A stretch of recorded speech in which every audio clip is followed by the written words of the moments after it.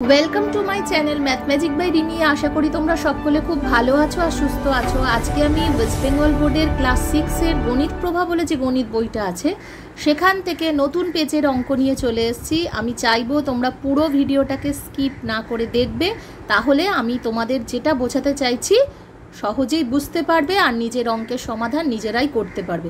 যারা আমার চ্যানেলে নতুন তাদের মোস্ট ওয়েলকাম। অবশ্যই চ্যানেলটাকে ছেড়ে যাওয়ার আগে সাবস্ক্রাইব করে পাশে থাকা নোটিফিকেশান বেল আইকনটাকে অলে ক্লিক করে দেবে, কারণ আমি পেজ ওয়াইজ পরপর ভিডিও করি, তো পরের ভিডিও পেতে হলে অবশ্যই চ্যানেলটাকে সাবস্ক্রাইব করতে হবে। আর আমার চ্যানেলে প্লেলিস্ট করা আছে, এর আগের ভিডিওগুলো যারা দেখোনি তারা অবশ্যই দেখো, কারণ ওই ভিডিওগুলো কিন্তু তোমাদের দেখাটা খুব দরকারি, কারণ ওগুলো দেখলে নিজেরা সঠিকভাবে সমাধান করতে পারবে অঙ্কগুলোর। তো চলো আজকের ভিডিওটা শুরু করব। নিয়ন্ত্রিত সংখ্যা ও সংখ্যারেখা সম্পর্কিত ধারণা। নিচের সংখ্যাগুলির পরম মান লেখো। 3-এর এটা বলছি -12, তাহলে এর পরম মান হচ্ছে 12। বি হচ্ছে +13, এর পরম মান 13। সি হচ্ছে -22, এর পরম মান 22। ডি হচ্ছে -61, এর পরম মান 61। +17 ইটা বলছি, এর পরম মান হচ্ছে 17। এরপর 4-এরটায় আমরা যাব। নিচের রাশিগুলির বিপরীত রাশি খুঁজি। এরটা বলেছে যে 10 টাকা ব্যয়, তাহলে 10 টাকা ব্যয়ের বিপরীতটা লিখতে বলেছে, তাহলে -10 টাকা ব্যয় বা 10 টাকা জমা। বিয়েরটা বলছি -15 মিটার ওপরে ওঠা, তাহলে এটার বিপরীত হবে -15 মিটার নিচে নামা বা 15 মিটার ওপরে ওঠা। সি এরটা বলছি 81 টাকা লাভ, 81 টাকা ক্ষতি বা -81 টাকা লাভ। ডি এরটা বলছি -35 মিটার ওপরে ওঠা বা নিচে যেটা ছিল 35 মিটার নিচে নামা, তাহলে 35 মিটার যেটা নিচে নামা সেটা হচ্ছে -35 মিটার ওপরে ওঠা। এটা ডি এরটা বললাম। ই এরটা বলছি 24 কিলোগ্রাম ওজন বৃদ্ধি, -24 কিলোগ্রাম ওজন বৃদ্ধি, তাহলে ই এরটা হবে -24 কিলোগ্রাম ওজন হ্রাস বা শুধু 24 কিলোগ্রাম ওজন বৃদ্ধি। এফ এরটা বলছি 28 মিটার ডান দিকে, তো 28 মিটার বাম দিকে হবে বা -28 মিটার ডান দিকে হবে। জি এরটা 9 কিলোগ্রাম ওজন হ্রাস, 9 কিলোগ্রাম ওজন বৃদ্ধি বা -9 কিলোগ্রাম ওজন হ্রাস।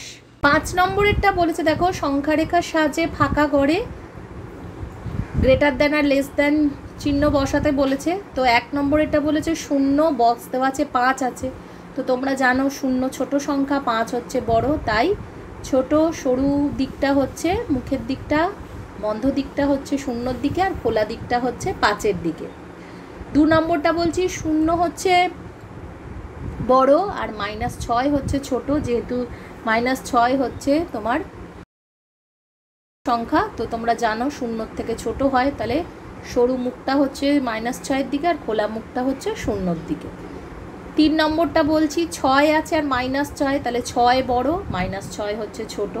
4-এরটা বলছি -8 আর -10 আছে, -8 হচ্ছে বড়, -10 হচ্ছে ছোট। তোমরা জানো সংখ্যা যত সংখ্যাটা বাড়তে থাকে তত হচ্ছে ছোট হতে থাকে, মানে -8 ছোট, তারপর -10 আসে, তো সেই জন্য -8 হচ্ছে বড় আর -10 হচ্ছে ছোট, তো সেই জন্য সেই হিসেবে চিহ্নটা দিয়েছি। 5-এরটা -1 বড় আর -11 হচ্ছে ছোট। 6-এরটা বলছি 11 ছোট 15 বড়, এটা তো এমনি সাধারণ সংখ্যা তোমরা বলতে পারবে। 7-এরটা বলছি -10 ছোট আর 2 হচ্ছে বড়। 8-এরটা বলছি -100 হচ্ছে ছোট আর -50 হচ্ছে বড়। 6-এর 1 নম্বরটা বলেছে -12-র চেয়ে ছোট 4টি ঋণাত্মক পূর্ণ সংখ্যা লেখো।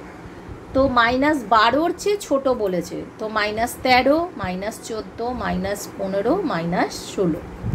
2-এরটা বলেছে -8-এর চেয়ে 4টি ঋণাত্মক পূর্ণ সংখ্যা লিখি, -8-এর চেয়ে বড় বলেছে, তো তাদের সংখ্যা লিখতে বলেছে। আমরা কি লিখব? -7, -6, -5, -4।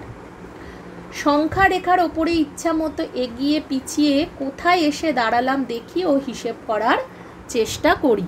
-10, -9, -8, -7, 6 এইভাবে দেখো মাঝখানে 0, আবার +1, +2, 3 এভাবে 10 অবধি লেখা আছে। আজ আমি সংখ্যা রেখায় নতুন একটা মজার খেলা খেলবো। 4 নম্বরেটা আমি ঠিক করেছি, আমি সংখ্যা রেখায় যত ঘর একদিকে এগিয়ে যাব সেখান থেকে তত ঘর ফিরে আসবো, দেখি এই মজার খেলায় আমি কোথায় এসে দাঁড়াই। আমি 0 থেকে +2 গেলাম, অর্থাৎ 2 ঘর ডান দিকে গেলাম, 2 ঘর ডান দিকে গেলাম। এবার এটা ছিল 165 পৃষ্ঠায়, এরপরে আমরা পরের পৃষ্ঠায় চলে যাব। 166 নম্বর পৃষ্ঠায় অধ্যায় 16 গণিত প্রভা 6ষ্ঠ শ্রেণী।